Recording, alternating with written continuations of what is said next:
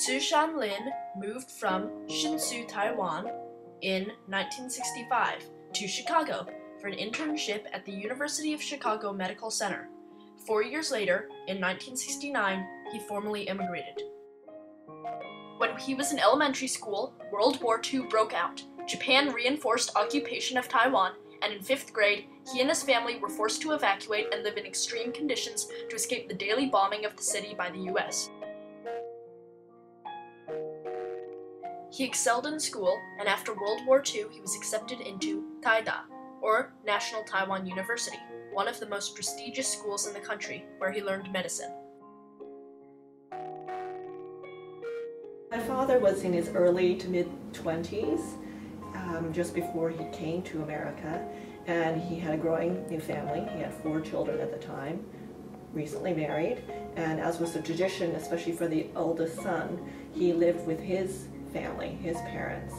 His job as the eldest son was to take care of his parents and to be there hereafter. After completing his residency in internal medicine at Taida University Hospital, Zu Shan decided to go to the US to, quote, see and experience a new and different world, and then go back to Taiwan to practice medicine, unquote.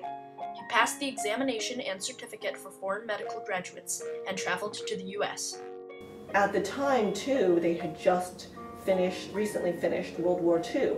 And so they ended Japanese occupation, which was a huge relief to the Taiwanese.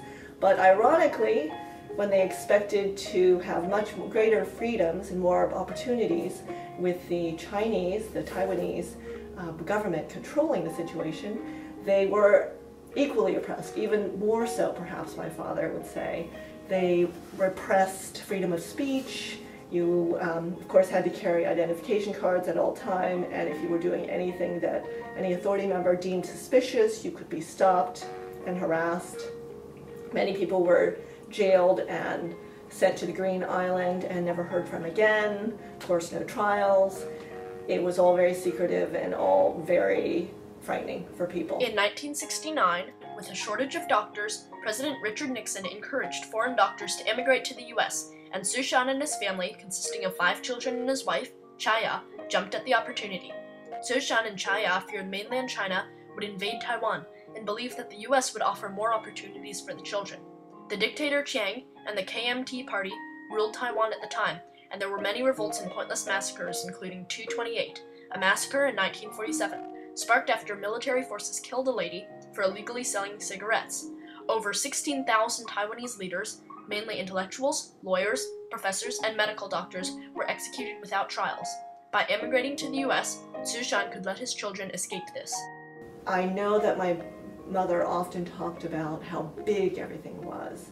So there was so much space, and the supermarkets in particular, everything was in this huge building, and there was so much of everything with so many choices. In terms of practical life and their day-to-day situation, they didn't care so much. They were used to many deprivations during the war when they had to live in the countryside during the American bombing. And so they were used to living in very small quarters. They came into the situation knowing that they were entering a completely new country with completely new ways. And I think what struck them most was just the huge freedom that they had.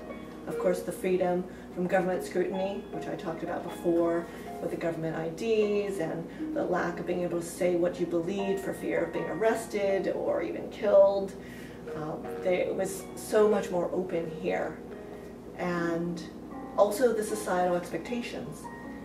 My mother did not have to worry about what her mother-in-law was going to say or do, or think about her preparing the breakfast meal or anything at all. So the relief from the extended family being all around for my mother was huge. And so that made her happier, which made my father happier. And so that familial and societal expectations, that freed them as well. One Taiwanese adage I think applies a great deal to my parents is life is truly precious, love perhaps even more so, but without liberty, both can be gone.